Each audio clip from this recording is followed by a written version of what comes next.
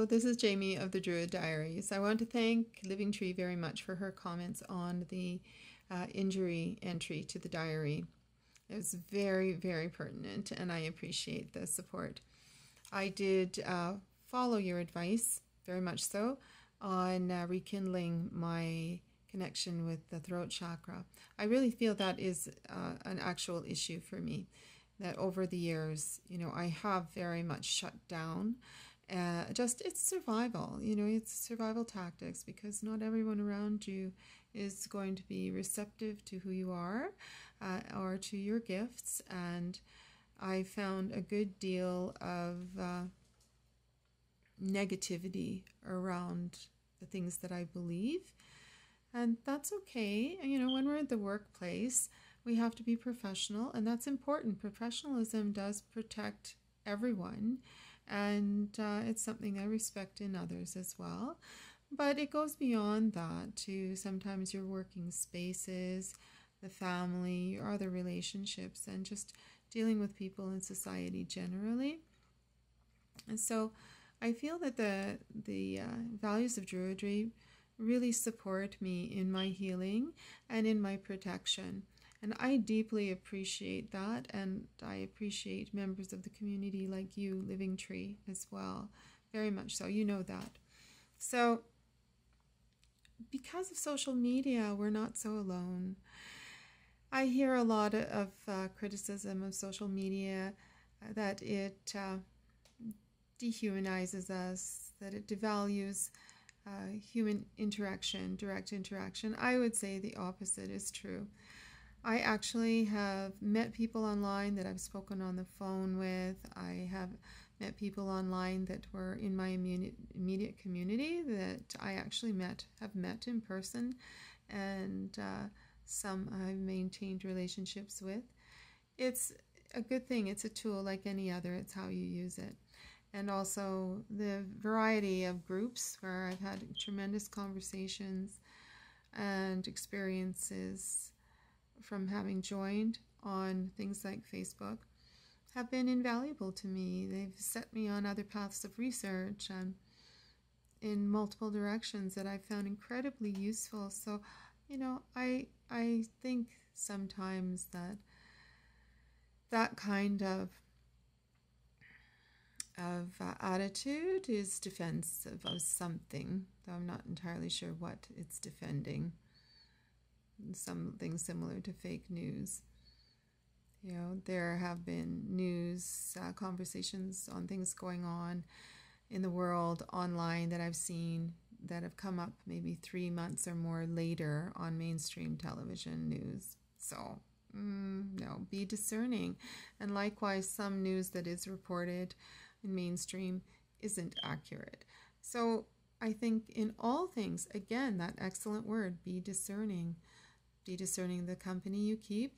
Be discerning of the things that you take in. Think critically. Don't be critical. Think critically. And I feel that belief of mine, that those are good values, is supported in my Druidry practice. And it's helped me be strong in situations where I might have let the feeling of rejection overpower me. And I'm very grateful for my online community. I hope one day that I will have more of an actual, face-to-face relationship with people in Druidry. But at this time, I'm just very grateful for what I do have. And I think that this project, my Druid Diary, is very much addressing the throat chakra. We live in a time, and many of us in a place, where speaking truths of these kinds is very much rejected. It's actually feared, and people like us are belittled. Even though we are good people, we're beautiful people, we're knowledgeable people, we have a lot to offer.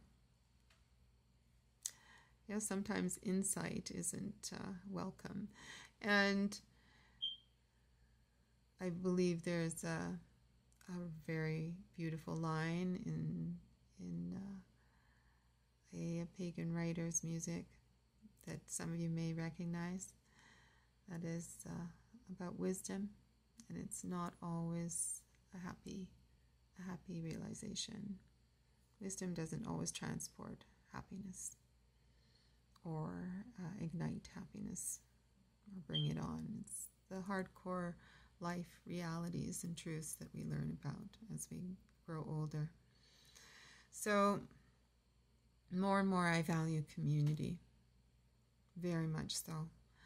And I value people who recognize the narcissists and who recognize the bullies and who stand firm and don't allow that behavior to carry on, whether it's towards them personally or towards others.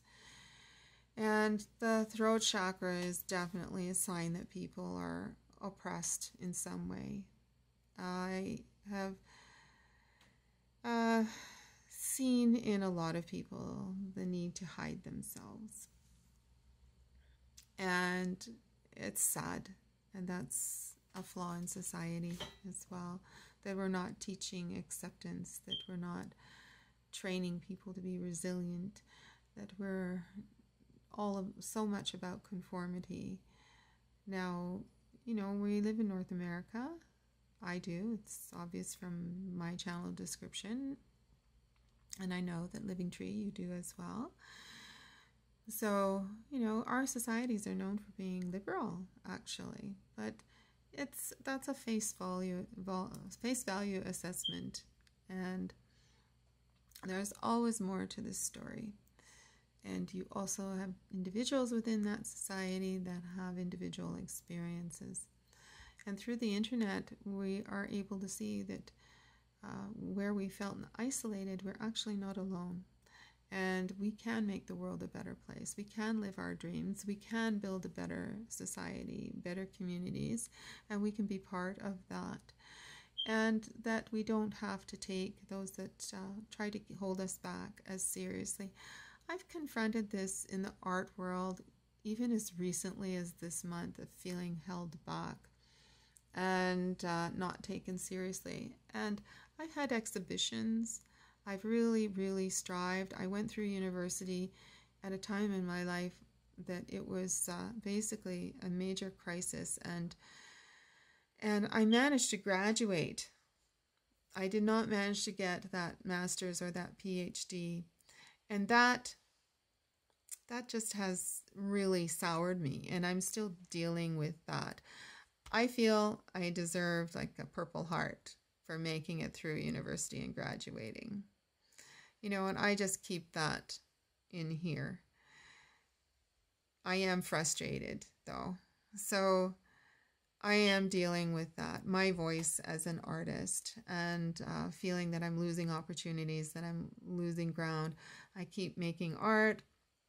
I have really interesting ideas. I keep doing research.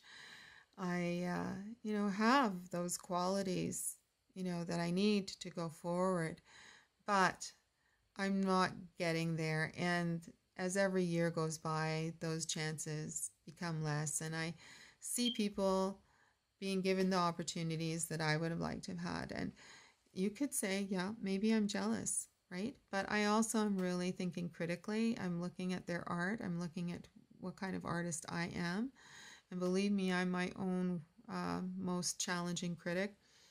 That, yeah, I did have a lot to offer for an advanced program in art. So why I didn't get in, probably very legitimate reasons, upsy downsy grades, things like that. But I had things going on, and I have to remember that, and I have to be caring of myself and not lose confidence in myself. So this probably does have a lot to do with that, and the fact that I have been victim to narcissism and bullying. But it's also a physical injury, you know, and there's only so much of that that really can apply. But why I haven't pushed harder for it to be fixed or had something done with it, again, that's a sense of self-worth. Now here I'm on a druidic path, and you know, we have that image of this ancient old man with the white beard and the robe. He looks so infallible and he has everything together.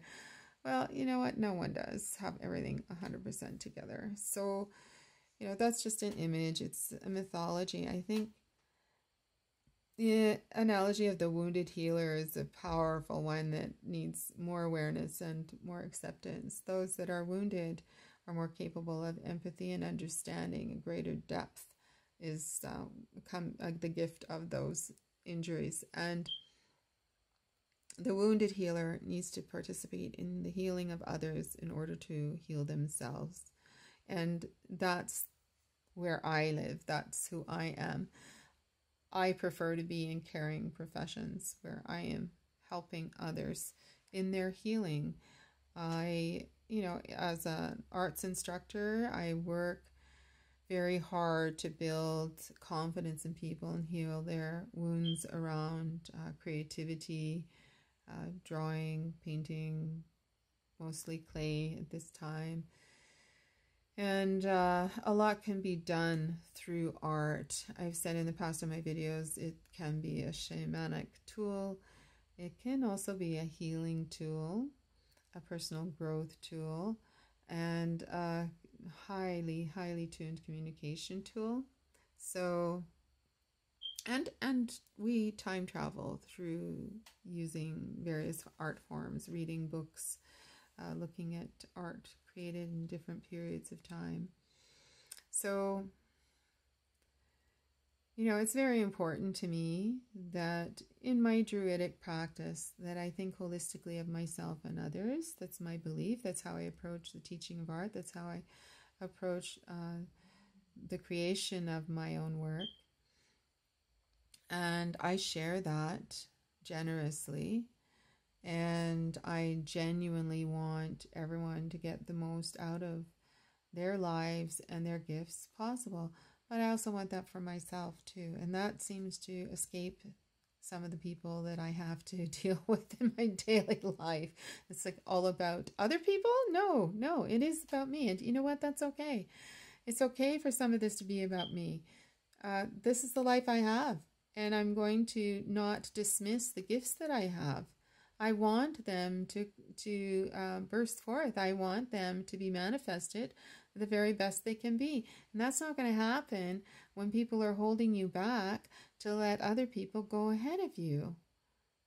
We should all be going there together. And again, where that comes from, I don't know. But in my career, it's always been kind of like, oh, well, we can find this little spot to press on Jamie that's going to keep her back while we can race ahead of her. And then she's done. Well, I'm not done. I don't think I'll be done even when I'm in the grave. So, you just keep going. And thank goodness for mediums like this, the video where we can speak about these issues. And support one another and give each other, little clues, little things, reminding each other of what's needed. And you really helped me yesterday, Living Tree. I just really want you to know that. And it's so much appreciated. And you're awesome. Thank you.